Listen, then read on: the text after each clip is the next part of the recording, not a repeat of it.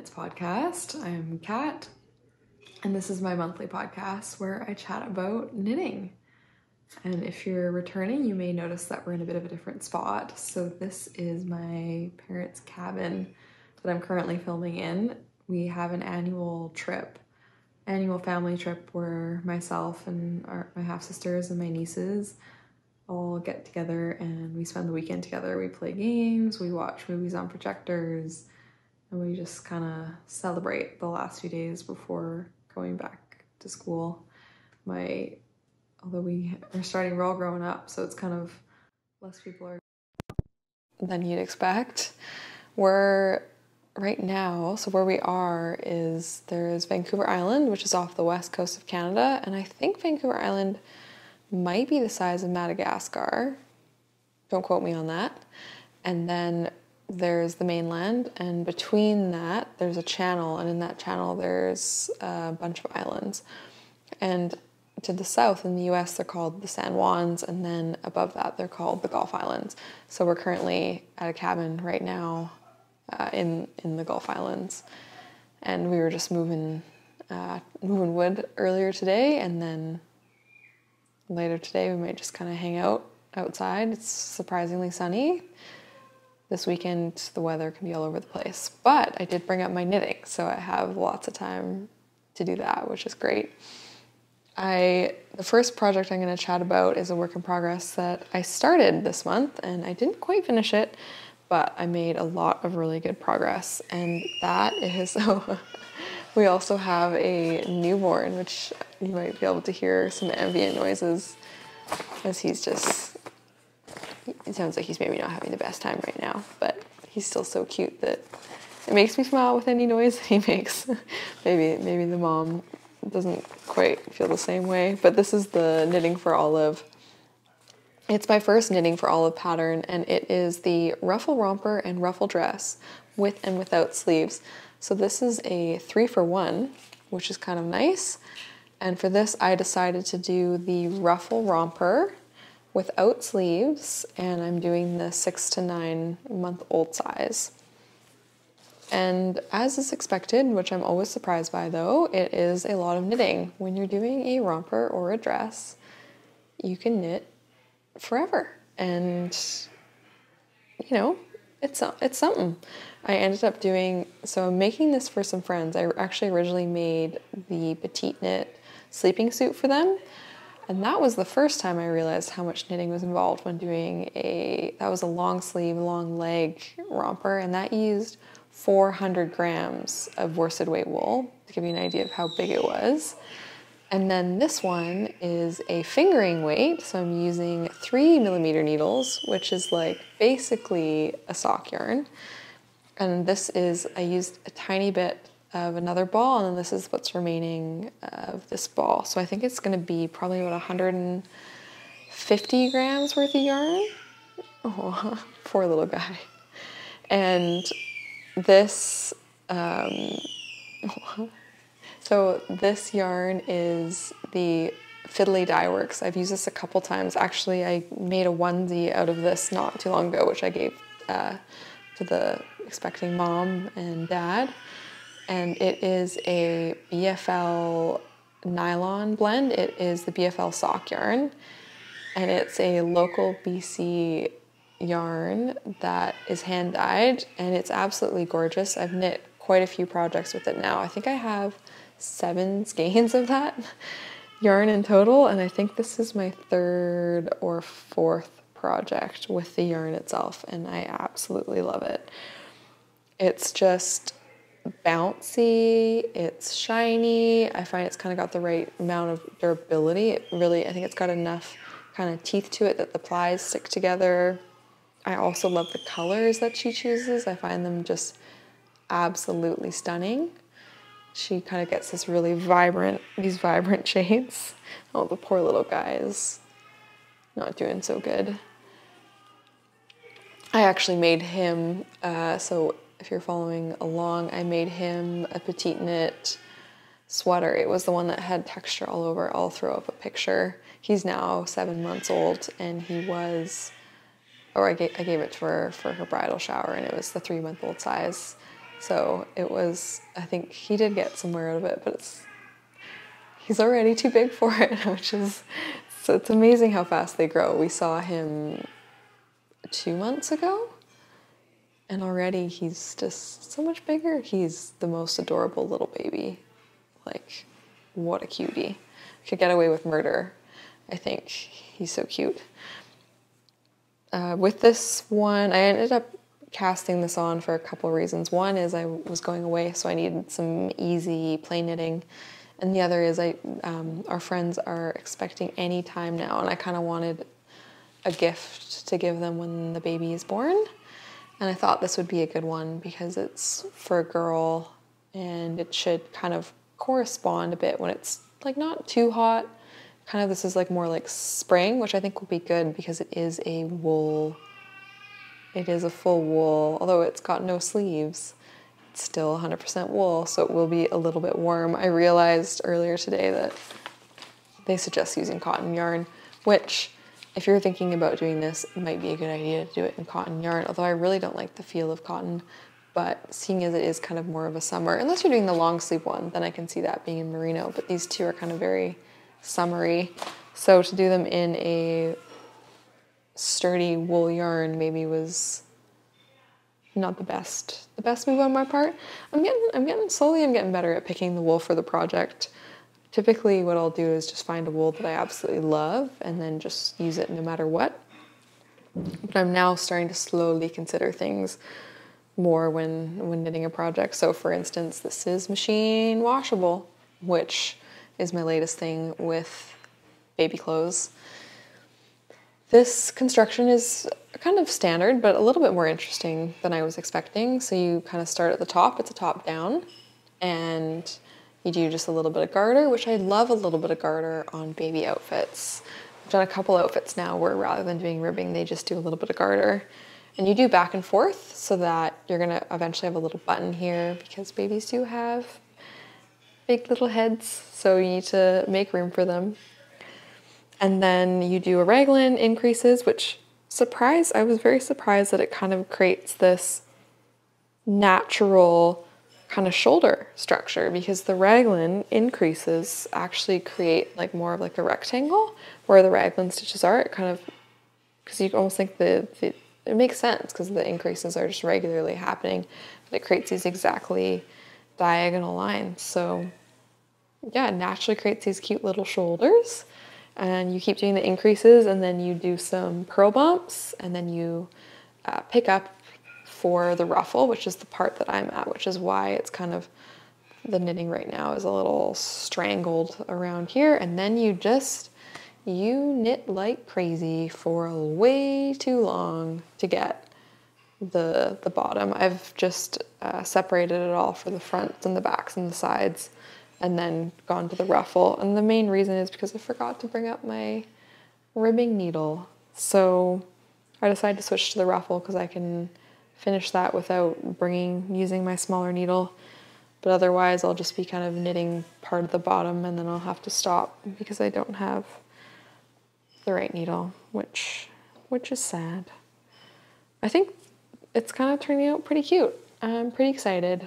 I am debating whether or not I'm gonna end up giving this or my original project, which was the Selma's sleeping suit, because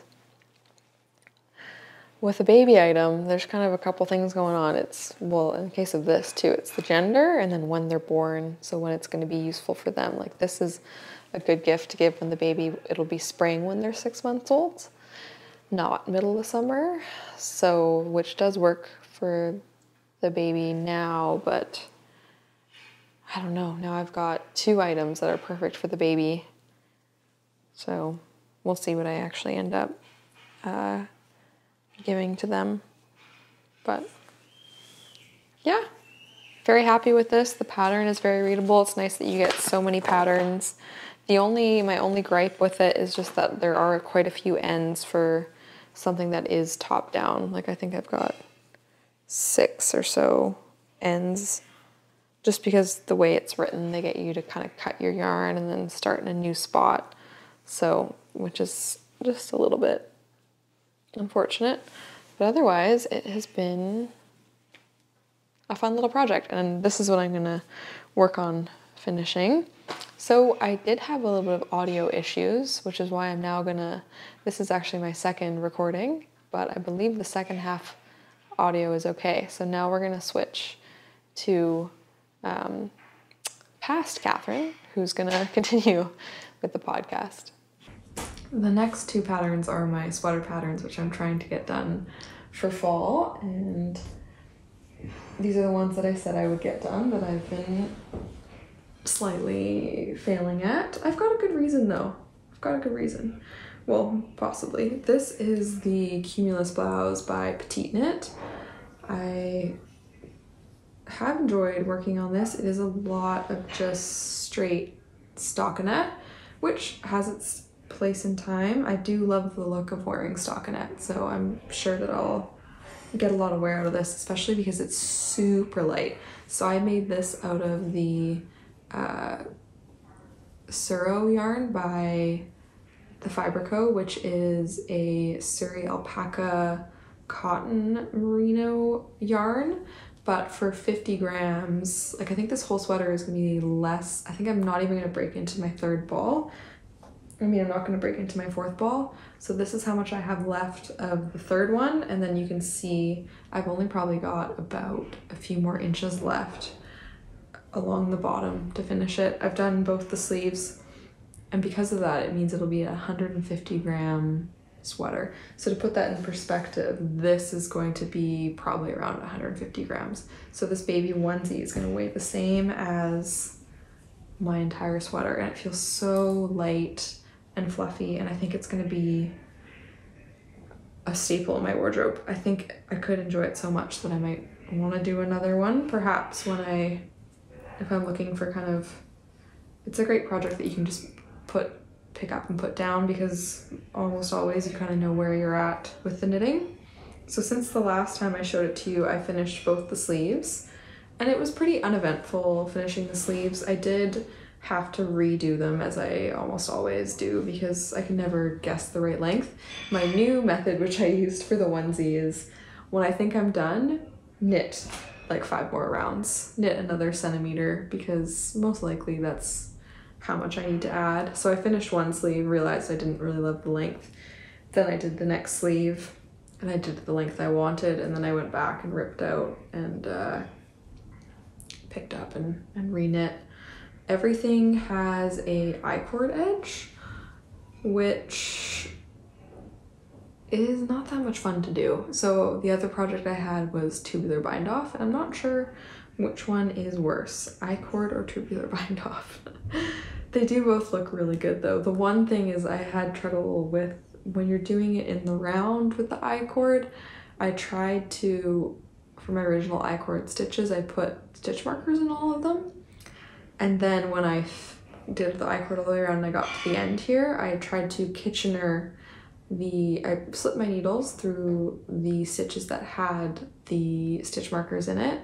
And then with the existing stitches that were on my needle, and then I Kitchener them together to hopefully create a smooth look. To be fair, I still think it looks bad. It just doesn't look perfect. Which I think when you're rejoining I-cord, I don't know if it will really look that great. I think I would continue doing it that way though, just to keep learning and see if I can figure out a way to make it a little better. The sleeves do have like a very gentle taper to them, so you do kind of slowly cast off, which you might be able to see that they get a little bit narrower as they go. You can see.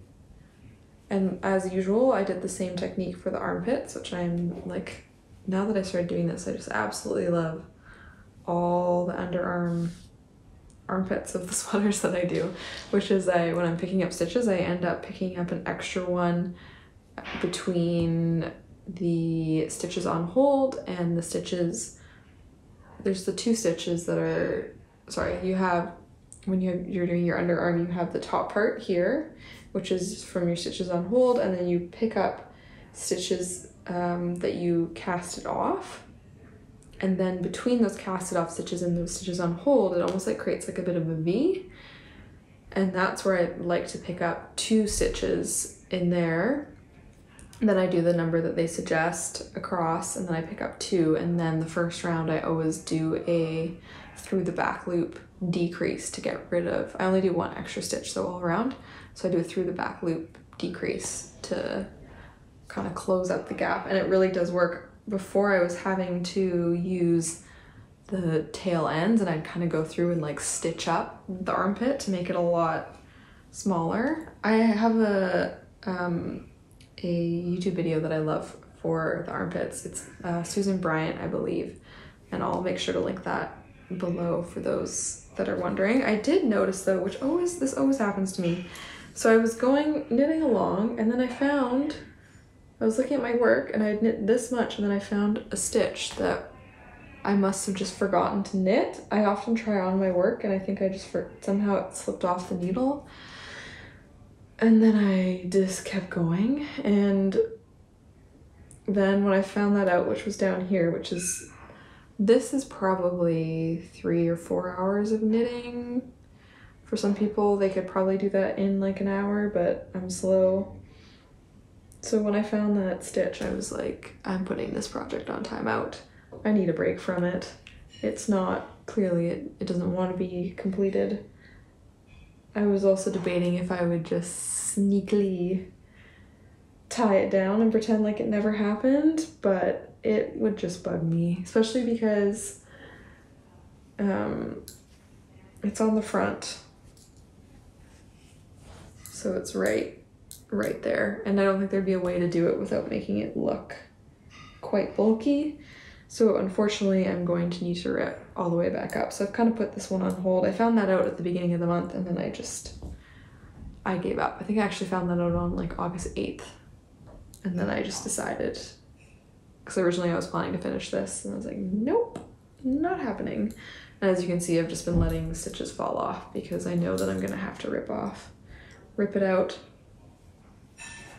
This is a great, I've mentioned this before, but this is one of the most popular patterns on Ravelry, and I can see why. I'll do a little try on so you can see how well it fits. I'm really happy with the pattern and with the yarn just because it is so light and fluffy and quite soft. I'm curious to see if I find the Surrey alpaca as itchy as the merino, as the mohair, because I do have a mohair sweater, which I love, another Petite knit, and she loves to do the mohair held with the fingering. But it does get a little bit itchy, so we'll see if the Surrey alpaca has the same thing. And then the last sweater, which I also love, but have made probably the least amount of progress on, is the Guernsey by Sandnes Garn, and that's the one that's in the soft knits for ladies, which you've probably seen before. And there's quite a few sweaters in here that I want to knit. But the Guernsey is this very oversized sweater that has panels of different textures. And so far mine isn't as oversized as the models. Like I was trying it on and I don't think, like her sleeves are insanely long, like to the point where it looks quite bulky. So I think I'm going to, oh here we go, let's set a photo. So originally I was going to cut out an entire pattern repeat, but now I'm going to just see how it goes. Just knit. I was measuring it out though with my tape measure. The big thing I need to do with the sweater is block it. I need to block it and see how bad it's gonna stretch out. I should have done this with the swatch, measured the pre-blocking and the post-blocking to see how much it grows. But it will also grow a lot because it's so heavy. So in like I said, the Cumulus Blouse was gonna be about 150 grams. This one requires 6 100-gram balls, and I'm very worried that I'm not gonna have any left. Let's see if I have no, I don't have how much I have. But the sweater has just been eating up yarn, which cables do. I've heard of that happening. But I still have 2 sleeves left, and I think I have 2 and a bit balls left. My plan is definitely to weigh 1 ball and then see how much I have left, and see how far I get, and if I will have enough. Make sure if I use less than half of what I have left for the one sleeve, then I'm good, because I did do the neckline already. But otherwise I need to get on it, because my local yarn store, I believe, has 3 or 2 of this colorway left. And if they get rid of the colorway, I think it's a discontinued colorway. Oh no, this is the one that's a discontinued colorway. This is called Ghost, and I don't believe they're making this color anymore. This one I think they are still making. This is the Fibre Co. Sorry, I forgot to mention the yarn. This is the Fibre Co. Cumbria yarn. It's a Marsham Merino mohair blend. So originally the pattern calls for holding 2 yarns together, a mohair and a DK. Same with this. This I believe is 2 mohairs together. But I did yarn substitution, and I found needles that I could get gauge with, just to kind of save a bit of money and also, you know, use some fun yarns. This sweater is also fitting very well. It's very rare that I have 2 sweaters that are both fitting me at the same time. I tend to always have some sort of problem with my sweaters. I think I'll be playing Yarn Chicken though, so maybe that'll be all the drama that I need for this sweater. I remember last time I was talking about how I have an extra ball and what sweater to do, and someone, my close friend, gave me, it's the Elise sweater. I'll post it and find a photo of it, which I think would be so adorable to do. I think it's perfect for that yarn. And then for this yarn, I don't think I'm gonna have any left over, but I have a white ball, because originally I was gonna do this in white, and there was another sweater. Goodness, this story isn't gonna be very good because I can't remember what that sweater is that I wanted to do with the white. Oh well. Oh, there's an all over lace sweater, right? I went through all my yarn. I went through my stash. There's also an all over lace children's sweater that I thought would be great for this. I'll also post that in the chat. I mean in the notes. I do love to switch between adult and children items, because the children items, you get to learn something new. They're typically pretty quick and simple to knit, so you get the satisfaction of finishing something. I made the mistake of looking at when I started these 2 projects. This one I started in April, and this one I started in February, which I think I just have knitting. Look at the shiny thing, and I just keep casting on new things, and that's why it takes me forever, because I still have, I would say, a solid month of knitting between these 2 items, and I want to start working on that rewalling. Now that it's September, I can order the wool, so stay tuned for that. Well, I can hear everyone eating lunch downstairs, so I think I'm gonna go join them. I hope you're enjoying this last little bit before school, the weekend before school. If you're, you know, like I said at the beginning of the year, and hope you have some fun planning your projects. Please let me know if you know of any sweaters that I should knit, because I'm always looking for fun new designs and new designers to try out. So hope everyone's doing well, and thanks so much for stopping by and listening to me ramble, and have a good one. Bye.